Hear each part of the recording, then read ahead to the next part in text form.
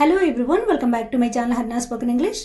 ఈ రోజు వీడియోలో డైలీ యూజ్డ్ తెలుగు సెంటెన్సెస్ ఇంగ్లీష్లో ఈజీగా మాట్లాడడం నేర్చుకుందాం. సో వీడియో ఎక్కడ స్కిప్ చేయకుండా ఎండ్ వరకు చూడడానికి ట్రై చేయండి. ముందుగా ప్రీవియస్ వీడియోలో అడిగిన క్వశ్చన్స్కి ఆన్సర్స్ చూద్దాం. నెంబర్ 1, పీక్ అవర్స్ అంటే చాలా రద్దీగా ఉండే సమయం. నెంబర్ 2, సొంత వైద్యం, సెల్ఫ్ మెడికేషన్. ఈరోజు వీడియోలో మీకుండబోయే క్వశ్చన్స్. నెంబర్ 1, నేను అతనితో స్వయంగా మాట్లాడాలనుకుంటున్నాను. నెంబర్ 2, నీకు జలుబు ఎలా చేసింది? సో వీటిని ఇంగ్లీష్లో ఎలా చెప్పాలో కమెంట్ సెక్షన్లో తెలియచేయండి. Now let's get into the class. అతనికి నోరు తిరగదు. కొంతమందికి మాట్లాడేటప్పుడు నోరు తిరగదు కదా. He doesn't pronounce well. లేదా ఇలా కూడా చెప్తుంటాం కదా, నాకు నోరు తిరగడం లేదు. I cannot pronounce well. వాళ్ళు ఎలాగైనా పోని, నేను పట్టించుకోను. Let them go hell, I don't bother. Let them go hell అంటే వాళ్ళు ఎలాగైనా పోని అని. అంతా అదేనా? Will that be all? Will that be all? అంతేనా? Is that all? Is that all? అతను నా కొంప ముంచాడు. He has ruined me. He has ruined me. ఇప్పుడు ఏం కొంప మునిగిందని నువ్వొచ్చావు? Now what disaster has happened so as to cause you to come? Now what disaster has happened so as to cause you to come? అతను అందరినీ ఇంటి మీదకి తెచ్చాడు. He brought everyone to his house complaining. He brought everyone to his house complaining. వాళ్ళు డబ్బులు అతని మొహాన కొట్టారు. They flung the money in his face.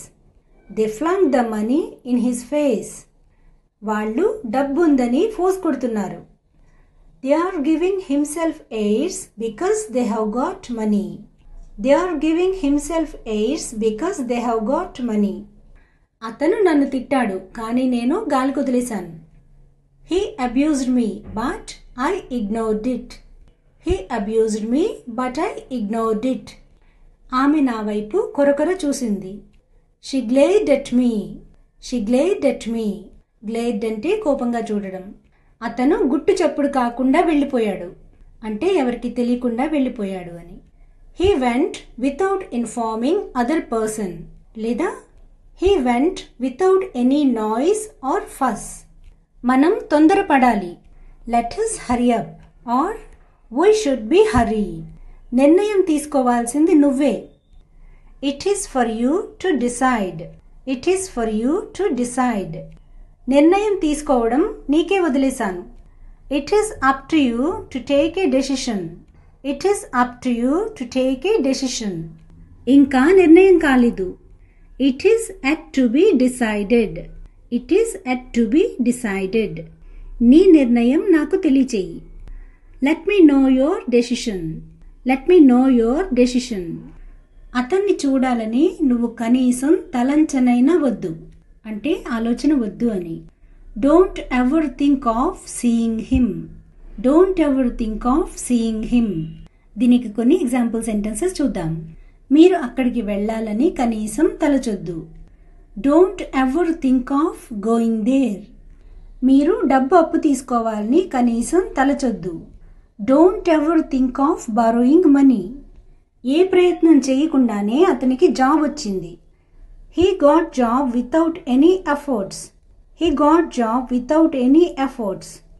ఎవరి సహాయం లేకుండానే అతను వ్యాపారం ప్రారంభించాడు. Without anybody helping him, he started business.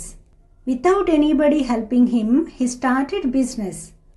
ఎవరి సహాయం లేకుండానే అతను జీవితంలో పైకొచ్చాడు. Without anybody helping him, he came up in life.